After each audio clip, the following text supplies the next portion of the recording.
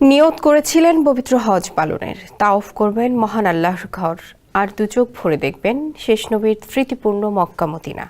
কিন্তু বিমানবন্দরে যেতেই বাধে বিপত্তি। শুধুমাত্র নামের কারণে তাকে আটকে দেয় ইমিগ্রেশন কর্মকর্তারা। এমনকি বিমানের পাইলটও তাকে নিতে অস্বীকৃতি জানান। তবে তিনি দৃঢ়ভাবে বিশ্বাসী, মহান আল্লাহ নিশ্চয়ই তার খাস নিয়ত কবুল করবেন। কিন্তু তাকে ছাড়াই উড়াল দেয় ফ্লাইট। অবশ্য মক্কায় অবতরণ করতে পারেনি বিমানটি, ফিরতে হয় যান্ত্রিক ত্রুটির কারণে। মেরামতের পর আবারও উড়াল দেয় বিমান, কিন্তু আবারও দেখা দেয় সমস্যা। বাধ্য হয়ে দ্বিতীয়বারের মতো ফিরে আসে ওই উড়োজাহাজ। তবে এবার পাইলট ঘোষণা দেন, ফেলে যাওয়া সেই হজযাত্রীকে ছাড়া তিনি বিমানই ছাড়বেন না। শেষ পর্যন্ত ওই ব্যক্তিকে নিয়ে নিরাপদে সৌদি আরব পৌঁছায় সেই ফ্লাইট। আল্লাহর প্রতি অগাধ বিশ্বাস আর নিজের নিয়তের প্রতি দৃঢ়তা কিভাবে একজন হজযাত্রীকে মক্কায় পৌঁছে দিয়েছে। এই গল্প আসলে আমের আল মাহদি মনসুর আল গাদ্দাফি নামের এক হজ যাত্রীর, কিন্তু তা রূপকথার চেয়ে কোনো অংশে কম নয়।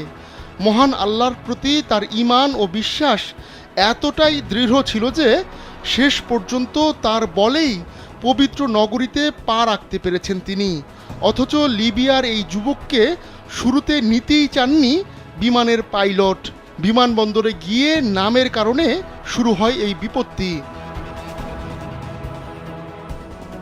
বিমানবন্দরের কর্মকর্তারা আল গাদ্দাফি নামের কারণে আমেরকে আটকে দেন।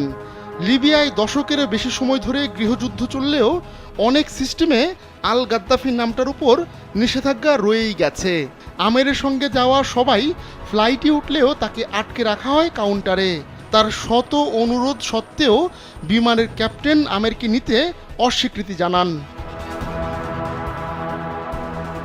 কিন্তু আল্লাহর প্রতি অবিচল বিশ্বাস থাকা আমের জানান, হজের উদ্দেশ্যেই তিনি বের হয়েছেন, সেটা না করে ঘরে ফিরবেন না তিনি।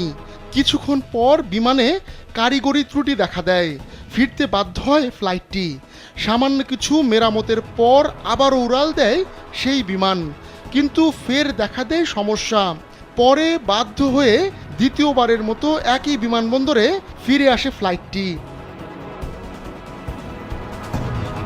যাত্রী ও ক্রুরা জানান, এরপরই বিমানের ক্যাপ্টেনের মন গলে যায়। তিনি শপথ করে বলেন, আমের এই ফ্লাইটে না উঠলে তিনি বিমানই ছাড়বেন না।